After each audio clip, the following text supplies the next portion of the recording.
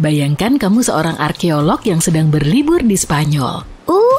Hari-harimu dihiasi sinar matahari yang terik, buah persik segar, dan istirahat. Sampai tetangga sebelah rumah memutuskan untuk membangun kolam renang di halaman belakang rumah mereka. Suatu pagi kamu terbangun karena mendengar suara obrolan keras. Mereka terdengar sangat bersemangat, jadi kamu pergi untuk mencari tahu apa yang mereka bicarakan. Ternyata tetanggamu menggali cukup dalam dan menemukan reruntuhan Romawi yang mirip seperti tempat peristirahatan terakhir orang-orang Romawi kuno. Jiwa arkeologmu pun lupa kalau kamu sedang berlibur dan langsung mulai bekerja. Dan kamu menemukan sesuatu yang berharga, senilai dengan emas. Di dalam reruntuhan Romawi itu ada sebuah bejana kuarsa yang indah. Para arkeolog sebelumnya pernah menemukan artefak serupa, tapi belum pernah ada yang menemukan bejana berisi parfum di dalamnya. Sejauh ini para ilmuwan belum punya bukti yang jelas tentang seperti apa aroma masa lalu. Kita tahu lemon dan mawar adalah aroma parfum yang sangat populer saat ini, tapi apa yang nenek moyang kita gunakan untuk membuat diri mereka lebih wangi? Temuan mengejutkan ini menunjukkan bahwa orang-orang Romawi kuno menggunakan nilam sebagai parfum. Nilam adalah tanaman beraroma maski yang banyak disukai atau sangat dihindari. Orang-orang Romawi ini pasti sangat kaya karena nilam hanya ditemukan di India pada masa itu. Dan bejana kuarsa dianggap sebagai dekorasi yang mewah. Kita bicara soal abad pertama Masehi jauh di masa lalu, sebuah periode sejarah di mana kekaisaran Romawi berekspansi besar-besaran dan Pompei dihancurkan oleh letusan Gunung Vesuvius. Kisah ini mungkin terdengar mustahil dalam kehidupan nyata, tapi sebuah cerita yang mirip terjadi pada arkeolog Juan Manuel Roman. Penduduk dari sebuah kota kecil bernama Carmona memanggilnya untuk menyelidiki sebuah benda kuno Romawi yang ditemukan ketika mereka sedang menggali untuk membuat kolam.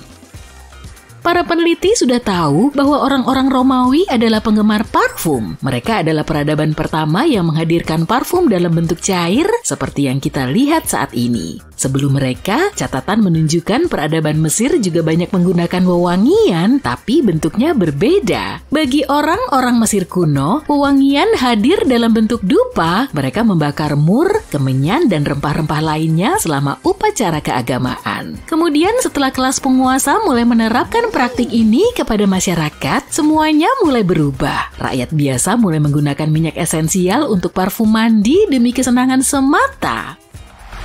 Kamu pasti ingat Cleopatra, Ratu Mesir yang cantik dan hebat itu? Ada sebuah kutipan dari Shakespeare yang mengatakan bahwa ia menyambut Mark Antony, calon suaminya, menaiki sebuah perahu dengan layar yang wangi. Seperti yang bisa dibayangkan, minyak esensial sangat mahal saat itu. Iya, sekarang pun masih cukup mahal, tapi pada tahun 50 sebelum Masehi, minyak esensial merupakan komoditas yang langka. Jadi mungkin hanya Cleopatra yang bisa melumuri layar perahu dengan minyak wangi. Ada fakta menarik di sini, minyak atsiri sebenarnya adalah saripati dari tanaman, tumbuhan, dan bunga. Minyak ini sangat pekat dan diperoleh setelah proses penyulingan menyeluruh. Harganya mahal karena untuk membuat beberapa ons minyak, kita membutuhkan beberapa kilogram tanaman, herba, atau bunga untuk disuling. Banyak dari kita bisa mengandalkan panca indera sepanjang hidup kita, dan meski kita cenderung berpikir penglihatan adalah salah satu indera yang paling penting, indera penciuman menyimpan sedikit kejutan. Pernahkah kamu berjalan di dekat seseorang, mencium bau parfumnya dan langsung terbawa ke masa lalu? Mungkin ke rumah nenek atau kenangan akan mantan? Penciuman memiliki kekuatan untuk membuat kita menjelajahi waktu secara emosional. Hal ini disebut olfactory bonding. Informasi sensorik lainnya seperti penglihatan, sentuhan, dan pendengaran harus melewati talamus sebelum sampai ke otak kita. Tapi penciuman langsung disalurkan dari hidung ke sistem limbik, yaitu bagian otak yang berhubungan dengan emosi, kreativitas, dan memori. Dalam konteks evolusi, indera penciuman sangat penting bagi para pemburu dan peramu untuk menemukan makanan, terutama buah-buahan. Bayangkan kamu adalah manusia gua yang sedang berjalan di dekat pohon mangga. Jika baunya tercium sampai ke seluruh penjuru hutan, itu tandanya sudah siap untuk dimakan. Kamu mungkin pernah mendengar ungkapan hidung tidak berbohong kan? Itu maksudnya. Sekarang, yuk kita ikuti jejak aroma menyusuri sejarah dan melihat bagaimana aroma dari berbagai periode yang berbeda.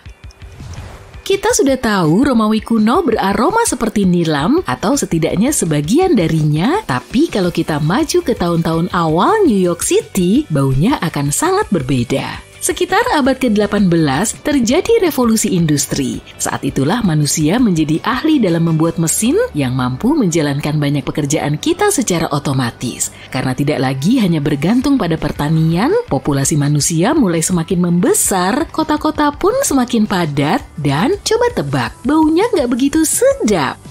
Cerita-cerita tentang masa-masa awal New York City menyebutkan kota ini seperti tempat sampah terbuka yang dibiarkan terpanggang di bawah sinar matahari. Orang-orang membuang sampah di jalanan dan kota ini pun tidak memiliki sistem pembuangan limbah yang memadai. Bisa dibilang New York City sangat bau, tapi orang-orang saat itu tidak memiliki pengharum atau semprotan minyak esensial. Dan mereka harus terbiasa dengan bau itu. Sangat mudah untuk memahami kenapa ketika parfum hadir, orang-orang sangat antusias menyembunyikan bau kota yang menyengat. Tapi bukan itu saja.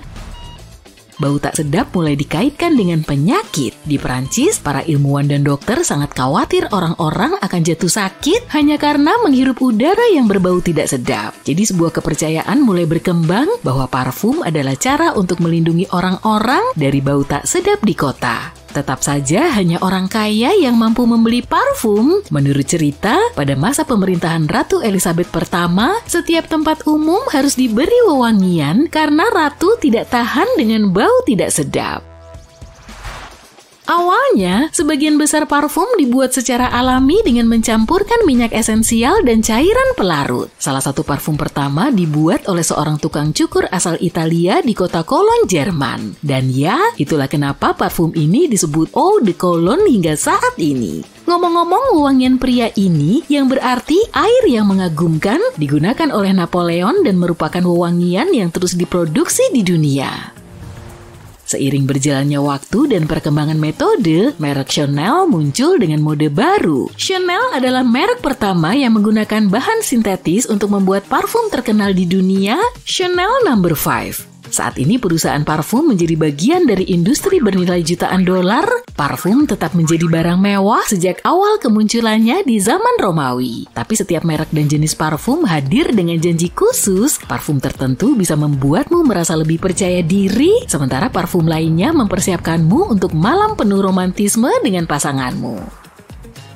Tentu saja ada unsur strategi pemasaran dalam hal ini, tapi dasar dari asumsi ini bersifat ilmiah dan disebut aromaterapi. Efek emosional dari aroma dalam tubuh kita berkaitan dengan sains yang sudah dijelaskan sebelumnya. Aroma langsung masuk ke sistem limbik, yaitu bagian dari otak yang mengontrol emosi kita. Dan kita bisa menelusuri praktik aromaterapi hingga ke zaman kuno, bahkan mungkin lebih dari zaman sekarang, aroma juga digunakan untuk pengobatan. Parfum dan minyak esensial disimpan dalam cincin dan kalung permata yang bisa dengan mudah dihirup kapanpun mereka mau. Saat ini beberapa parfum bermerek telah menyelami sisi aromaterapi dalam pembuatan wewangian dan telah menciptakan aroma yang menurut mereka dapat membuat kita lebih bahagia dan berenergi. Kalau pernah merasakan perbedaan suasana hati setelah mencium aroma bunga mawar atau bahkan menggunakan parfum, ceritain ya. Kami sangat tertarik dengan olfactory bonding.